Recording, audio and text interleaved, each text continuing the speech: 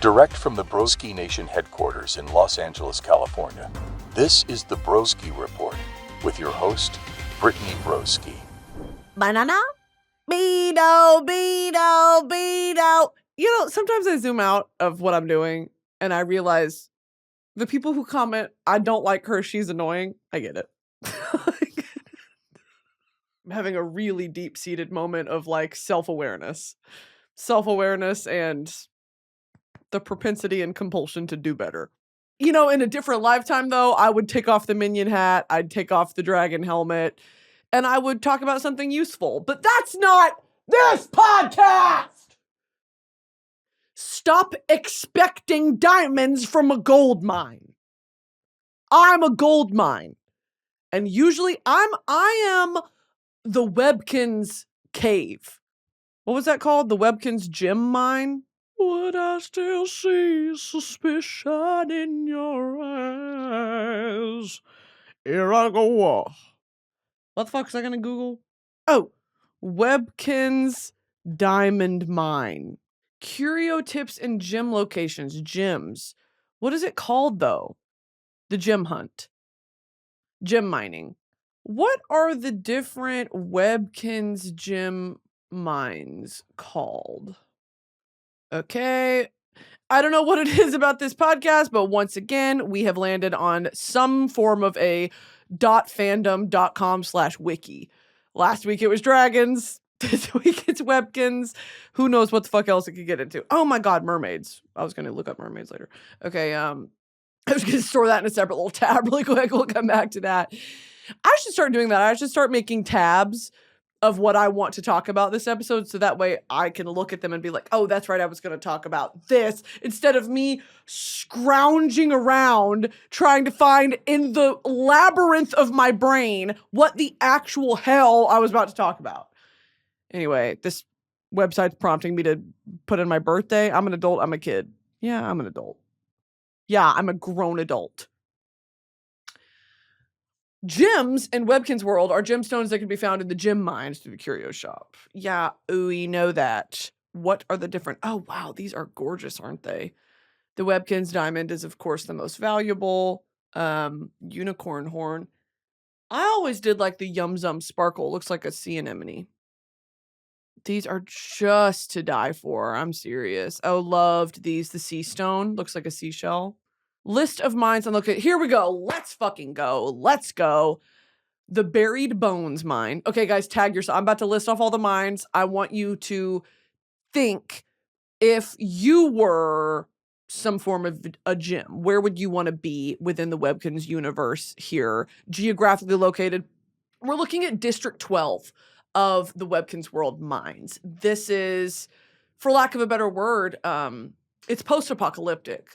They're living in quasi-slavery here in District 12, aka the Webkinz Gem Mines. Okay, there are really, really atrocious human rights violations going down in the Webkinz Gem Mines. Artifact, he's a goddamn slaver.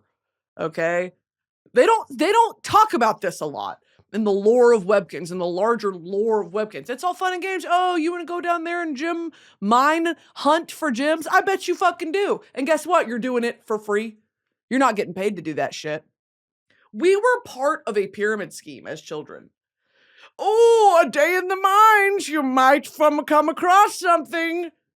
But the house always wins, right? Artifact always wins. That old Dilf who runs the curio shop, he's always going to win. This truly was indoctrinating us. They needed someone to come work the mines, and they enticed young individuals like myself to enter into the mine. Hey, I don't have a life insurance policy. Me at the ripe age of 7, down there with my child hands, working the mines. Just no tools, just digging with my little child hands, desperate for a Webkinz gemstone, the Webkinz diamond. Did I ever find it? No. You know what I got? Slag! I got slag! Oh, I got to keep the slag, though.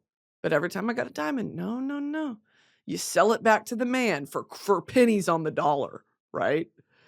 Anyway, all that to say, here are the mines. You guys tell me which one you would be. Buried Bones Mine. Muzzlemouth Mine. flea floater mine, howling horse mine, barking mad mine. I might link my ting from barking. 7 a.m. in the morning. She's calling. I'm yawning. Guys, remember that TikTok song? Guys, remember? Felt like I did too much. Felt like I did too much. I get naughty out, and I mean naughty out. You know what's awful is I love Don Toliver. I love Don Toliver. Like, probably going to be one of my most listened to artists this year. TikTok ruined some of those songs for me. Forever and ever, amen. I can't hear that shit without picturing Addison Rae in my brain. I like blink, and every blink is Addison Rae doing a body roll. And I think I'm better because of it. Okay? I think I'm better because of it. I'm cultured. This is my culture. That's my team. Team USA comprised of Addison Rae. Well, hell, who else would be on it? Who is y'all's dream cast pick for the Team USA team? It doesn't have to be any specific Olympic event. It could just be, just generally to represent the US. I'd probably put someone like a Rachel Ray. Do y'all remember Rachel Ray? Did she have any racist allegations, or was that just Paula Deen?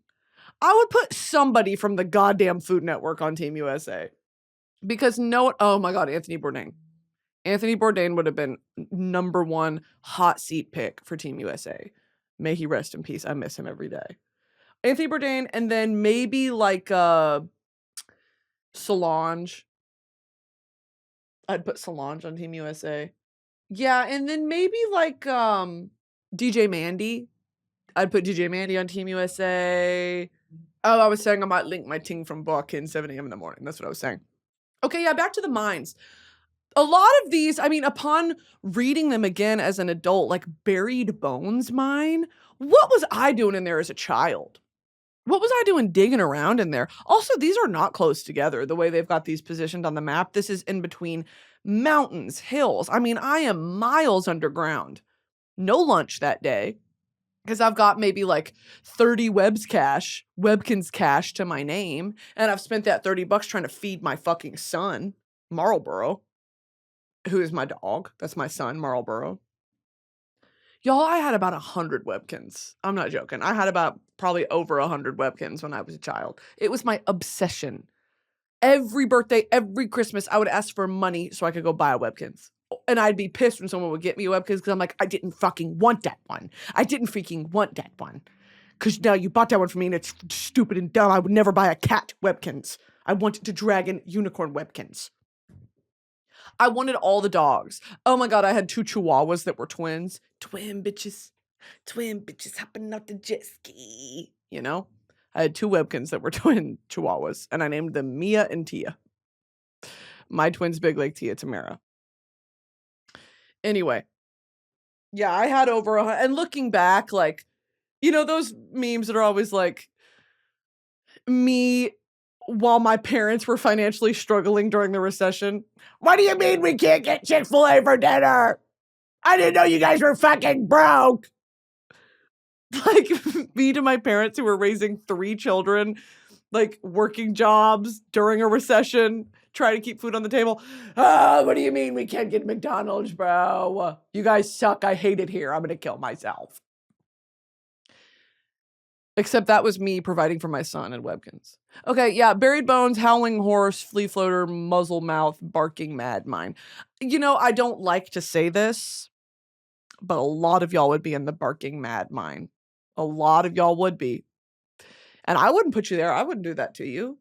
But unfortunately, after a lot of psychological evals, because you have to get a psych eval before you go down into the mines, because, you know, the mines can really take it out of you.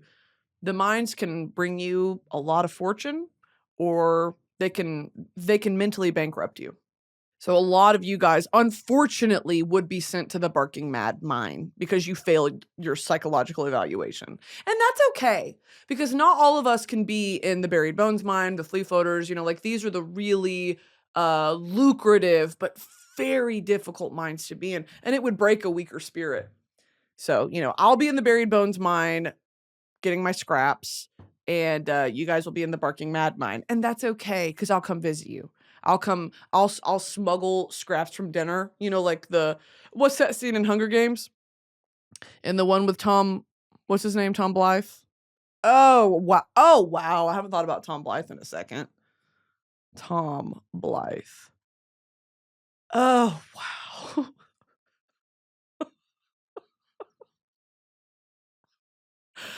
Oh Lord! Hold on, I'm blushing under my minion hat. I have not thought about Tom Blythe in a hot minute. Damn. Shit. That movie, I forgot I saw that movie in theaters 4 times. Damn. Sending a love heart to you this morning. I'm manifesting a physical love heart. Just grunted one out. No, I'm sending it to you. Okay. Down the sewage pipeline. Okay, so. Oh wow! Hold on. There are detailed explanations of each of these mines. Oh y'all. Okay, here we go. For the majority of y'all, the Barking Mad Mine. Is it madness or genius to search for gems in this mine? Only a truly seasoned miner will know. See, they entice you in that way. You gotta be this type of miner. You gotta be a veteran. You gotta have served in the Webkinz military for 13 plus years. It takes a lot of manipulation to get to the point where you wish you were in the Barking Mad Mine. You know what I mean? Honestly, really kudos to the Webkinz deep state, because that's nuts. That sort of, like, this is propaganda when you think about it. So, moving on. Flea floater mine. The bugs are about the only small things you'll find waiting to be uncovered and discovered inside. Okay? You know what else can be found in this mine? The bones of a homicide case, because everyone remembers that famous Webkinz true crime podcast that happened, where they talked about the human bones, the human remains found in the flea floater mine. Everyone knows that. Moving on. The howling horse mine. The howling wind will help to whistle while you work along your way to royal riches. I do like actually how all of these mine entrances look like what they are. The Howling Horse Mine, of course, the entrance is a horseshoe. The Flea Floater Mine, just kidding. I don't know what that looks like. But the Barking Mad Mine, it looks like it has teeth. It looks like it has teeth and a little uvula. And Muzzle Mouth Mine, this one has a gate over it. It looks like a muzzle. Many miners have been tight-lipped about just what type of treasures they've found hidden in this mine, because the Webkinz cartel wipes them out afterward. Guys, I talked last week about the broskination crime syndicate. It's nothing compared to the Webkinz one. Okay, this shit runs deep. It is a problem.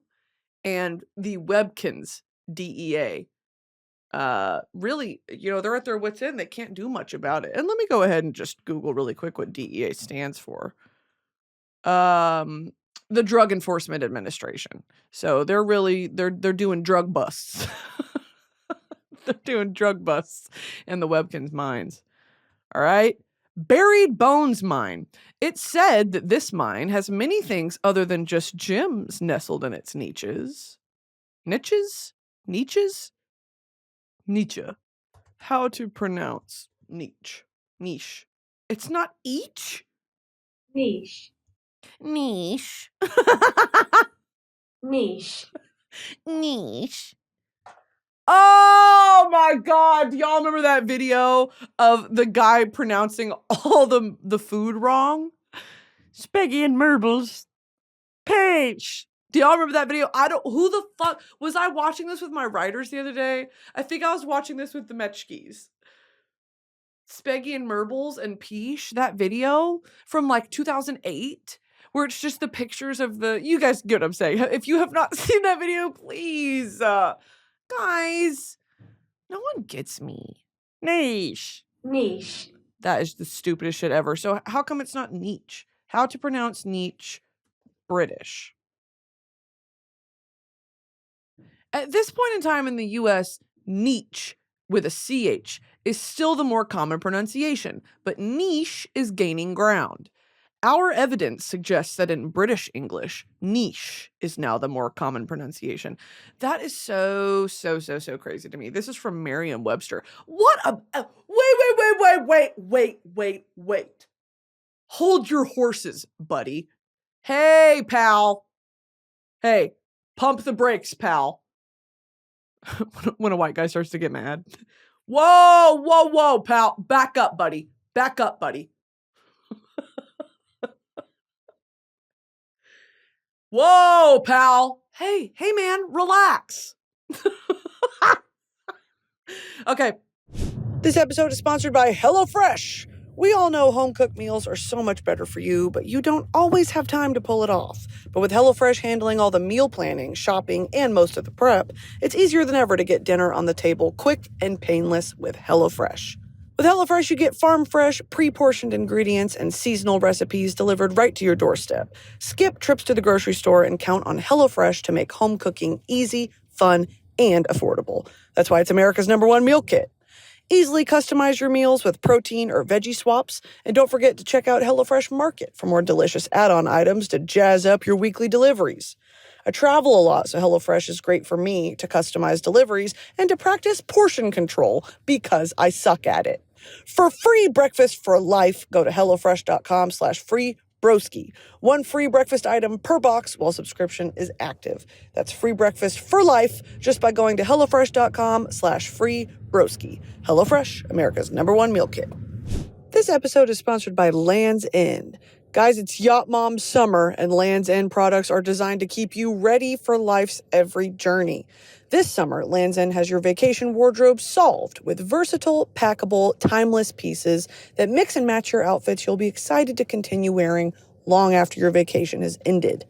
Their products are so comfortable and transition from day to night seamlessly, even through changing weather and plans. The collection is the perfect one suitcase solution for any summer escape thanks to their wrinkle-resistant fabrics, lightweight materials, and mix and match layerable styles. The collection's out now and ready to come aboard for your next summer getaway. Their fan-favorite swimsuits are constructed to ensure you can fully unwind and feel at ease with their innovative body-shaping fabrics and stylish, flattering cuts.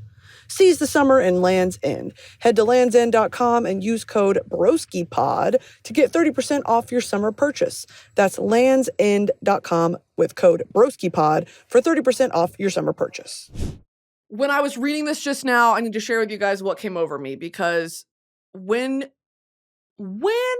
you start flirting with a new niche interest, with a new hyperfixation, I get that sort of like short of breathness that comes. Do you know what I mean? Where like I get a little tight in the chest and I get excited and like I can feel my pulse. The last time it happened was with the TikTok ASMR potions.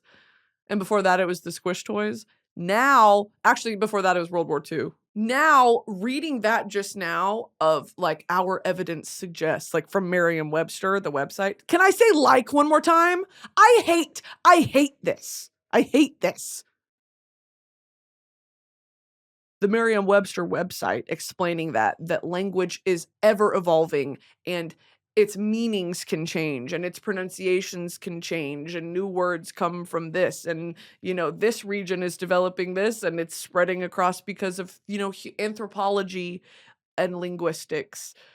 I just love, and I never really gave it much thought. In a recent TikTok, I talked about graphology, and some of you bitches were really interested. And here's the thing. I'm here to help feed that hunger for different disciplines of study, different areas of study. Because graphology, when I was in high school, was a real thing I was interested in. Don't know why. Actually, I do know why, because it was mentioned in Sherlock Holmes, and I love it.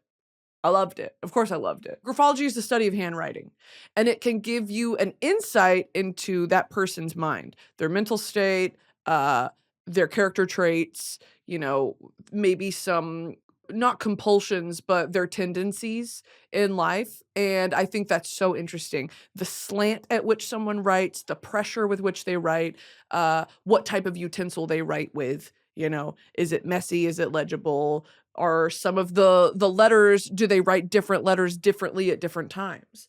Because all of our handwriting varies depending on who we're writing for, who it's addressed to. Is it a note? Is it a journal entry? Is it a letter? All these things affect, but at the core of it, there are similarities and there's patterns to be observed and learned from. And so graphology in that sense is more a study of psychology. And it's very, very interesting. And so from graphology, that sort of leaned me into the linguistic side of it, how language is this it's ever beating heart is in your hands every day when you wake up, how we choose to wield words and what we make language do, how we can wield it for good or evil is such an, anyway.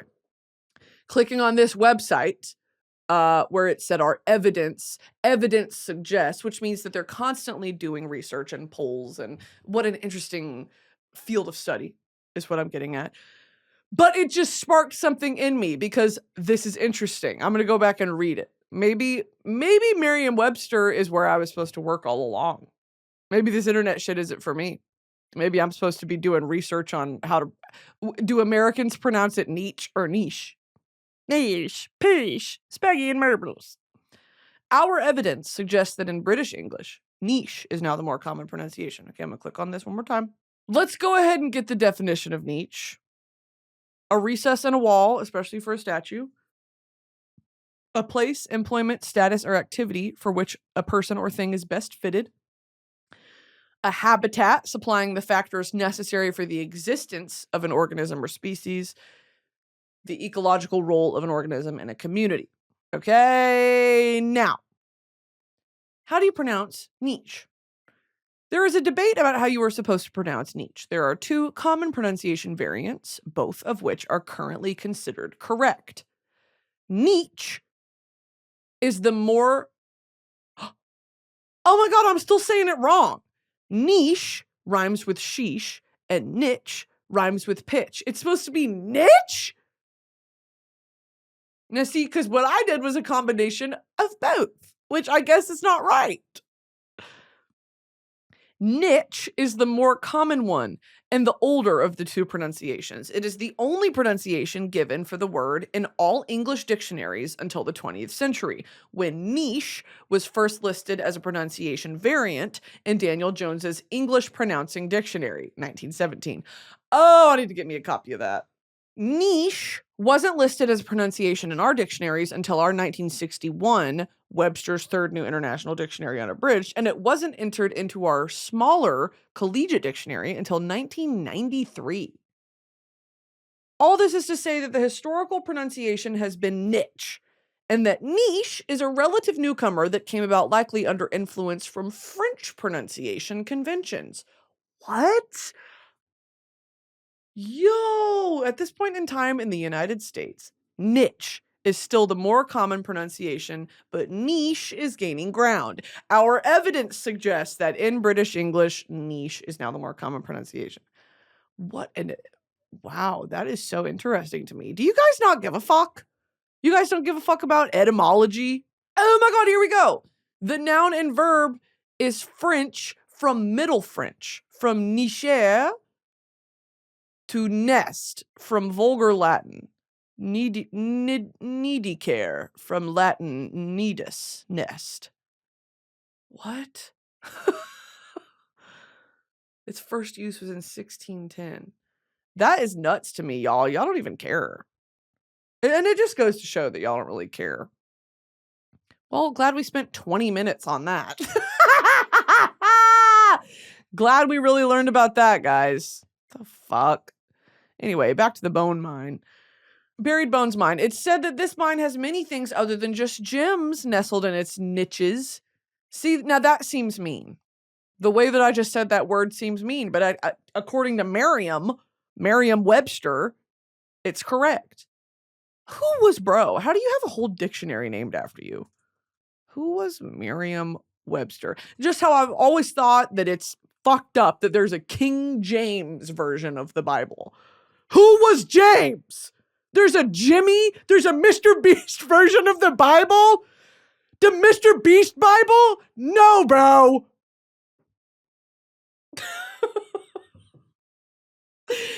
There's a Mr. Beast dream version of the Bible? No, bro. I'm not reading that, but I'm getting that for a few friends of mine. Going to church and they read out of the Mr. Beast Bible. Okay. Noah Webster is the namesake of Merriam-Webster. Oh, it's hyphenated. It's two names. A company that provides language information to the United States? Just the US? Webster was an American nationalist and lexicographer. I'm farting. Did you guys hear that? I feel so much better. Oh, that was a surprise one. And it smells god-awful. Lexicographer. A person who compiles dictionaries. Wow, guys, we're learning a lot today. My tonsils are touching each other. Like, I have Do Not Disturb on. Don't blast through it. You know what I mean? Hey, if I have D&D on, why would you blast through it? Because guess what? I don't want to be disturbed, right? I'm addressing the nation. I don't want to talk to you currently. I will get to you in a second. So if I have Do Not Disturb on, why would you notify me anyway? Anyway. A lexicographer is a person who compiles dictionaries. Has everyone got that? What is a lexicographer? Thank you. Who was Merriam? He was an American nationalist and lexicographer who believed in the cultural independence of the United States, including a distinct American language.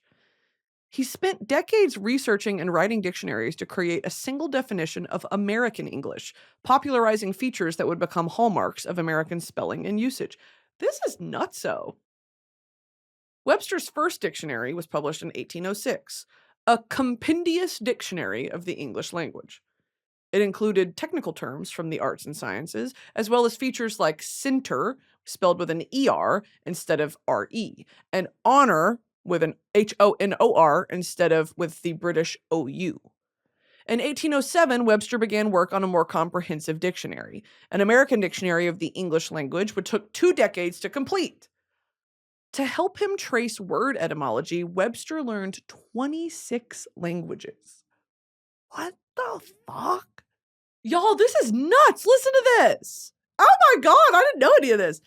Webster's political agenda was authoritarian and intolerant of difference.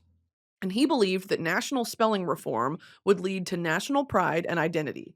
However, his dictionaries were originally considered a prestige purchase, only affordable to the wealthy. The brothers George and Charles Merriam, printers from Springfield, Massachusetts, helped transform Webster's dictionaries into a household necessity.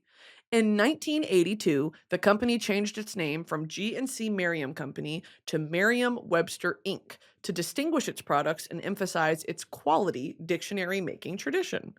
Today, Merriam-Webster offers award-winning websites and apps that provide language information to tens of millions of visitors each month. That is nutso to me. So he was born in what? 1758. Died in 1843. Can I have a voice crack a little deeper next time, maybe? Jesus. It is the oldest dictionary publisher in the United States. That is so kind of scary, actually. I think that's what I'm settling on. Hold on, let me work through this. So you're telling me that an American nationalist who was intolerant of cultural difference, scary, is now shaping and defining language. Now saying what is and is not correct American English. That's nuts to me. That someone just had that idea, and that previously, before he existed, there was no reference for what a word means, how to properly spell it. That's actually impressive. No, that's not true. At least American English. When was the first dictionary? Yeah, here we go. The first recorded dictionaries date back to Sumerian times, around 2300 BCE, and were bilingual. The oldest surviving monolingual dictionaries are Chinese dictionaries from around the 3rd century BCE. That's nuts. The first purely English alphabetical dictionary was A Table Alphabetical, written by English schoolteacher Robert Cowdrey in 1604. The only surviving copy is found at the Bodleian Library in Oxford. The Bodleian Library in Oxford, really. It's nuts. So it sounds like there was, I mean, he was a teacher. There probably wasn't, I'm assuming, any malintent behind that of providing an identity to the people who read the dictionary. Also, you don't read the dictionary, you reference the dictionary. Sorry, that's actually so boring. I'm so sorry.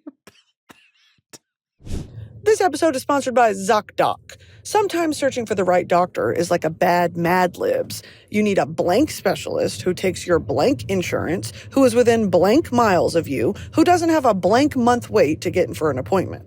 Well, ZocDoc makes it easy to fill in those blanks to help you find the right doctor for your specific needs. ZocDoc is a free app and website where you can search and compare high-quality, in-network doctors, choose the right one for your needs, and click to instantly book an appointment. We're talking about in-network appointments with more than 100,000 healthcare providers across every specialty. From mental health to dental health, eye care to skin care, and much more. Plus, ZocDoc appointments happen fast, typically within just 24 to 72 hours of booking. You can even score same-day appointments. I use ZocDoc to find my dermatologist, and I am single-handedly keeping his practice in business. So stop putting off those doctor's appointments and go to ZocDoc.com/broski to find and instantly book a top-rated doctor today. That's ZocDoc.com/broski, ZocDoc.com/broski. Oh my God. Other podcasts are like, and here's the fucking tea. And mine's like, so when the dictionary was made, American was different from British. And actually, we're still trying to decide which one is correct because technically both are correct. Who fucking cares, dude? I do. Actually, let me rewind. I do. I care a lot because this is what I want to talk about. It's important to know how the language we speak was shaped and how it shapes us. And apparently it was legitimized by an American nationalist who probably was racist. So that's American to its core. Let's talk about mermaids. Is there evidence of mermaids? Don't know why everything here is coming up in Minions suddenly. Okay, here it says Bido, banana, below casa de mini boss. Maybe it's like a setting in my Google or something. I don't know why it's... Hold on, sorry guys. Yeah, no, everything, and the page is yellow, and it's saying to like put on my goggles. Maybe if I had my goggles, I could read it better. No, yeah, this is all in Minion. Sorry, guys. I'll just change the language at the top. Okay, here we go. According to the National Oceanic and Atmospheric Administration, there is no evidence that mermaids or aquatic humanoids have ever existed. God damn it. They just don't see. They don't see. Yes, they don't know what I know. They don't know what I've discovered. That the mermaids are very real, and not only are they real, but they speak to me. Yes, they speak to me. Whenever I'm in a body of water, I hear the whisper across the waves. They speak to me. I know they're real because they're in my mind, and everything in my mind is real. Horrifyingly real.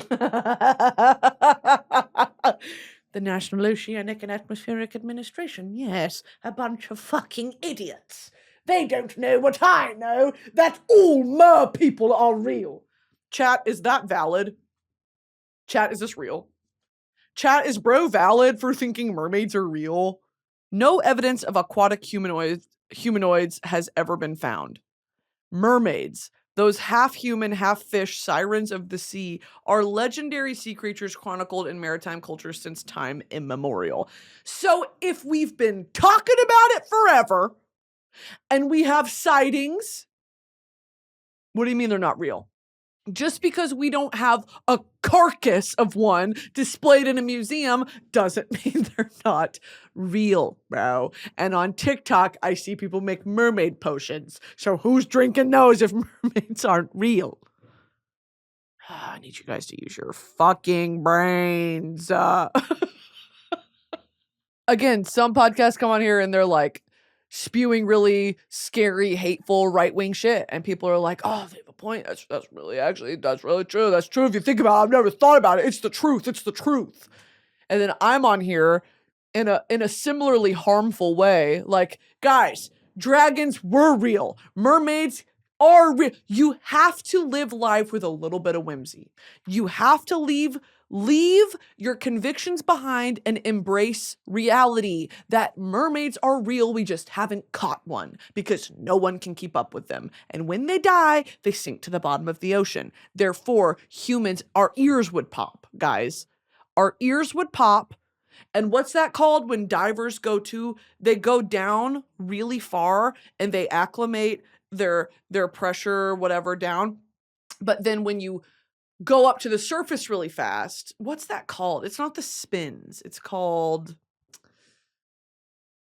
it's on the tip of my freaking tongue, bruh. What is it called when divers come up too fast?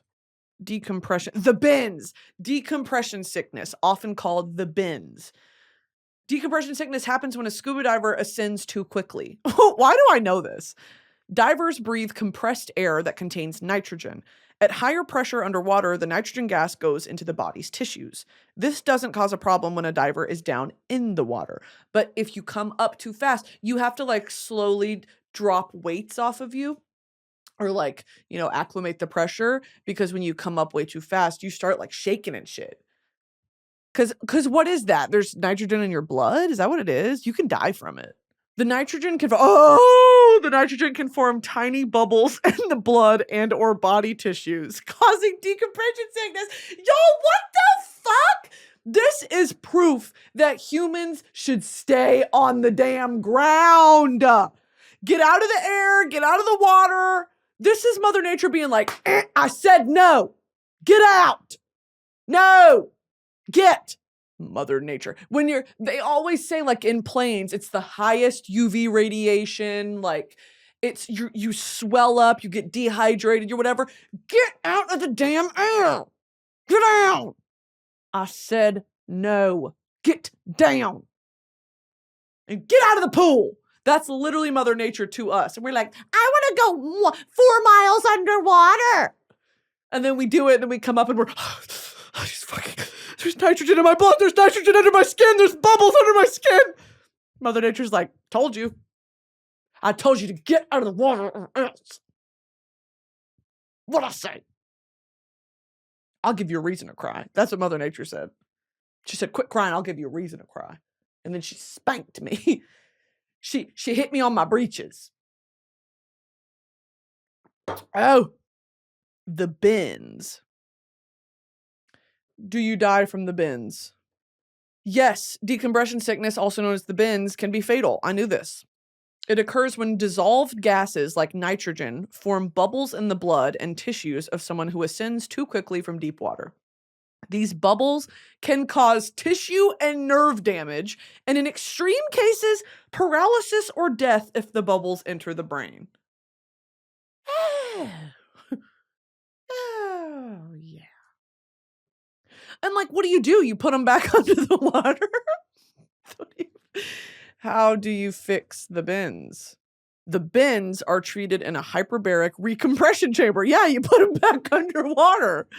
The doctor will first treat immediate life threats, such as breathing problems or shock. The diver will need high-flow oxygen and IV fluids. Oh, that is nuts. Can you fully recover from the bends? The majority of people recover completely.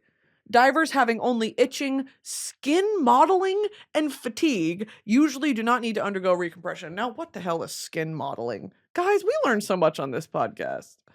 Mottled skin occurs when blood flow to tiny vessels under your skin is disrupted. I'd like to see a photo. Oh! Oh, wait, I get this sometimes. Wait, what the hell? Yeah, babies get this. Oh, Jesus. This results in a fine bluish-red lace-like pattern. The condition is also known as livedo reticularis. Reticularis. What the hell? Oh, it happens before death. And then sepsis. All right, I don't want to know about this. It's going to make me vomit.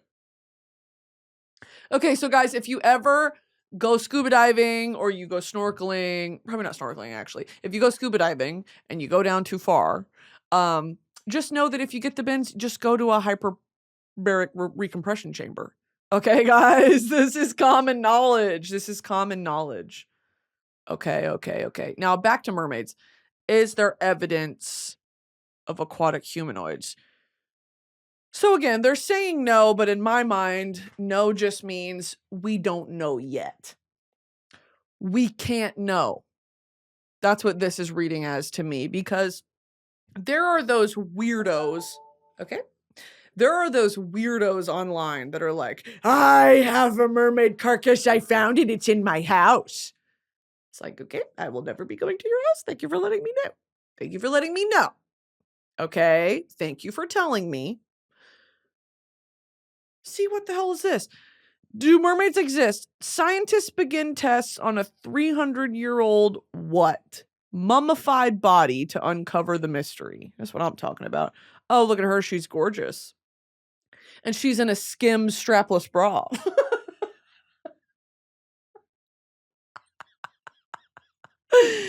Oh, look at her. She is beautiful. She's in a Skims. A report that scientists have begun tests on a 300-year-old mermaid mummy to identify its origins has stimulated an interest in the existence of mermaids in Japanese folklore. Let's lock in to that. Oh.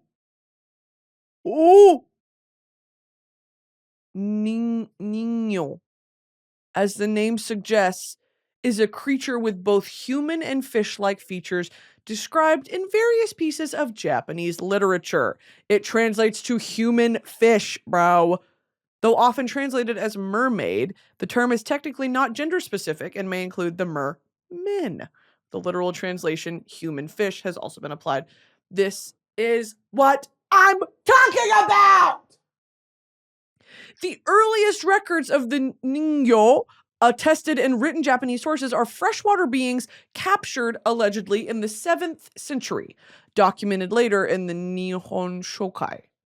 But subsequent examples are usually seawater beings. Guys, in the medieval times, it was held to be a sign of ill omen, and its beaching was blamed for subsequent bloody battles or calamity. Okay, now were they fucking? Were they fucking these fish? You know, the propensity of men is to, if they find something interesting, they try to fuck it. So if this is folklore, I don't know if they said that they were writing about it in these burlesque novels. Okay, so probably they were jerking it to the mermen, to the mer people, the merfolk. In Japan, elements of belief and myth linked to the natural world have endured from prehistoric times as an important part of culture and tradition. But the mermaid, as imagined in the Western psyche, does not appear in these accounts.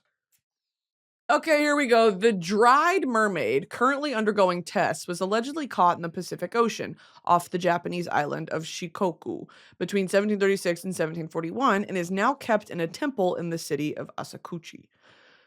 Examination of the mermaid has led researchers to believe it is a relic from the Edo period. The Bedo period. Sorry. From the banana period. It was common for yokai, spirits and entities, and living scary creatures to be displayed for audiences as entertainment in traveling shows, similar to the freak shows in the US.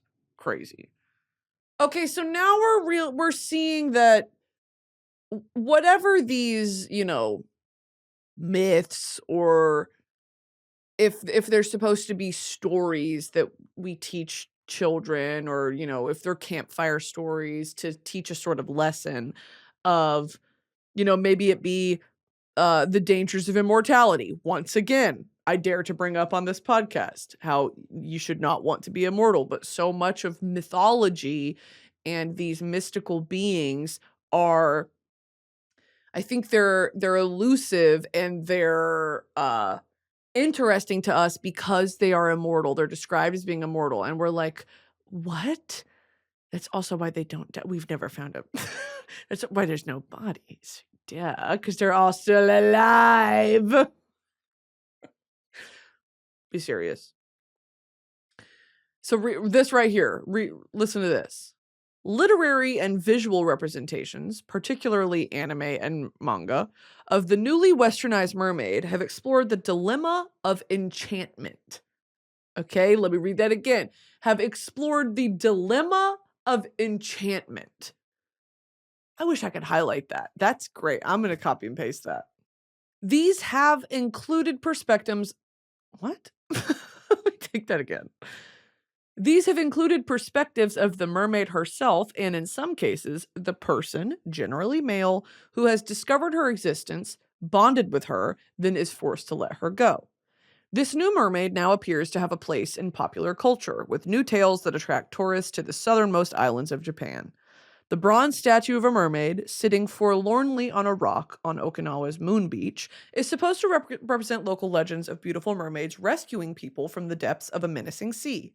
This is a far cry from the ghoulish image of the Niño, the half-human fish with the monkey's mouth. That's very interesting because, again, because it's shit like the Loch Ness Monster as well, Bigfoot, where in one region it becomes a thing. Like it's a thing. You know, and I don't know if it's how would you define cryptid? Cryptid. Like an elusive creature. A cryptid is a creature that is mentioned in folklore or other accounts, but whose existence is questionable. Exactly. So these cryptids that are local to one region, where the Loch Ness Monster comes from the Loch Ness Lake, which Loch is lake, Ness means it's a lake in Scotland. Large freshwater loch in the Scottish Highlands. Nessie. Loch Ness Monster story. Okay, this is from Britannica.com. Much of the alleged evidence supporting the existence of the Loch Ness Monster has been discredited, and it is widely thought that the monster is a myth. Reports of a monster inhabiting Loch Ness date back to ancient times. Notably, local stone carvings by the Pict depict a mysterious beast with flippers. The first written account appears in it. What if it's just a dinosaur? What if it's a dinosaur that survived? Here's the photograph, the famous photograph. This is from 1934. Bruh, what is that? That's it.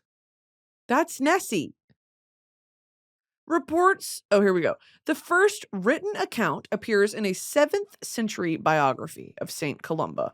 According to that work, in 565 AD, the monster bit a swimmer and was prepared to attack another man when Columba intervened, ordering the beast to go back. It obeyed, and over the centuries, only occasional sightings were reported. Many of these alleged encounters seemed inspired by Scottish folklore, which abounds with mythical water creatures. In 1933, here we go, here's the tea. In 1933, the Loch Ness Monster's legend began to grow. At the time, a road adjacent to Loch Ness was finished, offering an unobstructed view of the lake. In April, a couple saw an enormous animal, which they compared to a dragon or prehistoric monster, dinosaur, and after it crossed their car's path, it disappeared into the water. This is in 1933. The incident was reported in a Scottish newspaper, and numerous sightings followed. In December 1933, the Daily Mail commissioned Marmaduke Wetherell, a big game hunter, to locate the sea serpent. Along the lake's shores, he found large footprints that he believed belonged to a very powerful, soft-footed animal about 20 feet long. However, upon closer inspection, zoologists at the Natural History Museum determined that the tracks were identical and made with an umbrella stand or ashtray that had a hippopotamus leg as a base. Wetherell's role in the hoax was unclear. What? Zoologists at the Natural History Museum determined that the tracks were identical and made with an umbrella stand. So they're saying that the creature would have 2 different feet? Or if they had 4 feet, that there would be some abnormalities? The news only seemed to spur efforts to prove the monster's existence. In 1934, English physician Robert Kenneth Wilson photographed the alleged creature. The iconic image, known as the surgeon's photograph, appeared to show the monster's small head and neck. The Daily Mail printed the photograph, sparking an international sensation. Many speculated that the creature was a plesiosaur, a marine reptile that went extinct some 65.5 million years ago. That's what I'm saying. It looks like plesiosaur. What the fuck was that? Elasmosaurus. Look at that. It's like a turtle with a super long neck. What the fuck? I thought it was like a brontosaurus underwater, but this shit, that looks like the Loch Ness Monster to me. Hell, I don't know. I think that looks about right to me. Yeah, that's what I saw. Wait, okay, how do you do Scottish? Seriously. Are you serious? Seriously. Is that Scottish? Or Shrek? Donkey! Okay. I forgot what I was going to say. Let's keep going. The plesiosaur, any of a group of long-necked marine reptiles found as fossils from the late Triassic period into the late Cretaceous period. Plesiosaurs had a wide distribution in European seas and around the Pacific Ocean.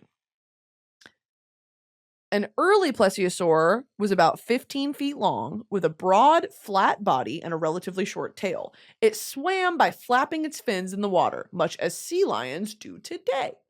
In a modified style of underwater flight, the nostrils were located far back on... Oh my god, I have to subscribe to finish the article. You bitches who do this need to be shot. You bitches need to be shot. Whoever puts this shit behind a paywall. On Britannica?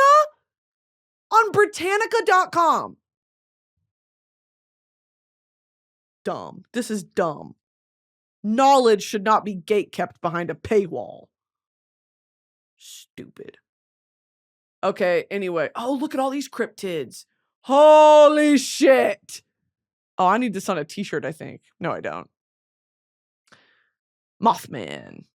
Yeah, you guys heard about Mothman in West Virginia? The Flatwoods monster? That looks fucking terrifying. What the hell's going on in West Virginia? Why are there so many cryptids in West Virginia? What are y'all smoking out there? West Virginia is known for having many cryptid stories, more than any other state, and some say it's because of the state's location in Appalachia and the heavy fog in the Ohio Valley. Appalachia is home to a variety of natural flora and fauna and many mysterious and unexplained creatures. Some of the most popular cryptids, some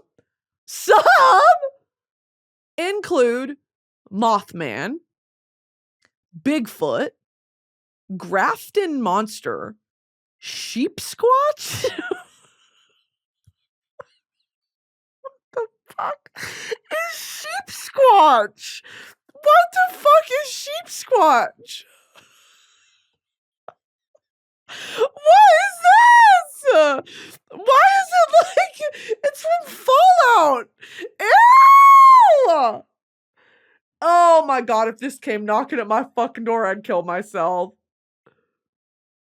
Oh, what the hell is Sheep Squatch, bro? This is gonna make me freak out. Cryptid Wiki. Once again, we've landed on fandom.wiki.com. Y'all, if anyone plays Fallout, can you please tell me what the hell this shit is? Sheep Squatch. Damn.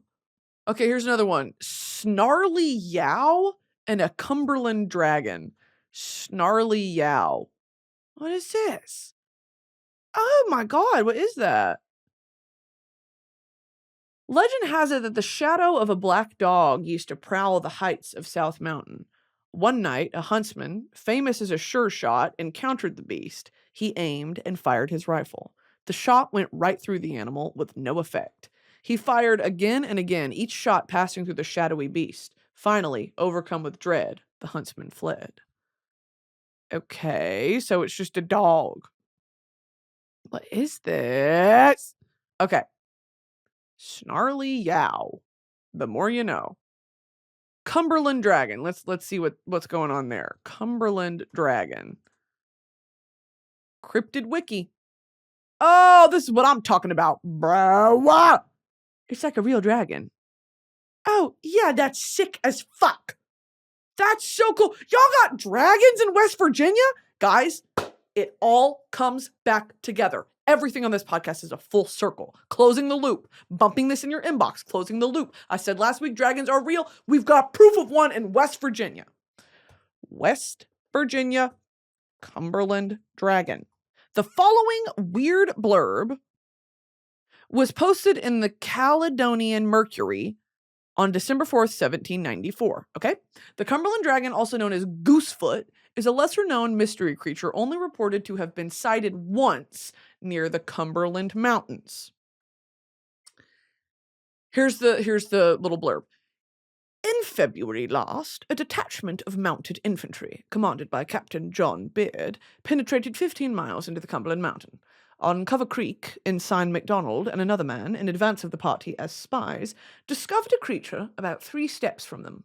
It had only 2 legs and stood almost upright, covered with scales of a black, brown, and light yellow color, in spots like rings, a white tuft or crown on the top of its head, about 4 feet high, a head as big as a 2-pound stone, and large eyes of a fiery red. I know this was in America, but I'm imagining 1794, they still would have had British accents, right? It stood about 3 minutes in a daring posture, orders being given not to fire a gun.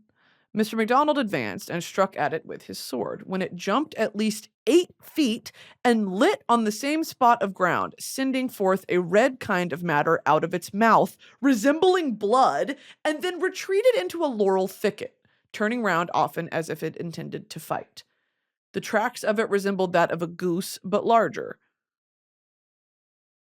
The Native Americans report that a creature inhabits that part of the mountain, and of the above description, which by its breath will kill a man if he does not instantly immerse himself in water. What the fuck? So that's real. Someone commented, "Are you sure it's a dragon?" And someone responded, "Maybe a basilisk or a cockatrice." Now, what's a cockatrice? What is a cockatrice? What is that?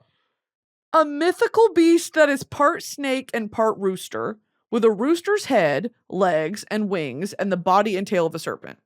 Oh, it's a basilisk. Now, a basilisk in Harry Potter is just a snake. Just a big-ass snake. Big-ass snake.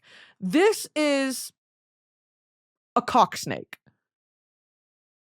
When they talk about a snake cock, this is what I'm imagining. Okay, I guess that's scary, but like not really. Because that looks cool as fuck. It's literally, imagine like a chicken, wings, neck, head, and then it's just got like a snake's tail. Come on, guys, we couldn't have been more creative than this. All right. Okay, I think that'll do it for me this week, team. New episode of Royal Court coming out August 2nd. So watch out for that. If you want Broski Report merch, we have it. Broski.shop. If you want a Broski Nation muumuu, the official uniform and outfit of a Broski Nation soldier, go get it. Okay, Broski.shop. If you want to register to vote, headcount.org. They'll get you set up over there. If you are not registered to vote, please register to vote. If you are not subscribed to the new Royal Court YouTube channel, go do that. Guys, I have so many different avenues of content for you. Just take it all. I also have a main channel, the Brittany Broski YouTube channel. I post 1 YouTube video a week. Go enjoy that. Okay, guys? Love you. And if you're watching this, I'm in Paris for the Olympics. So go Team USA and separately go Team Ireland. Hey! Hey!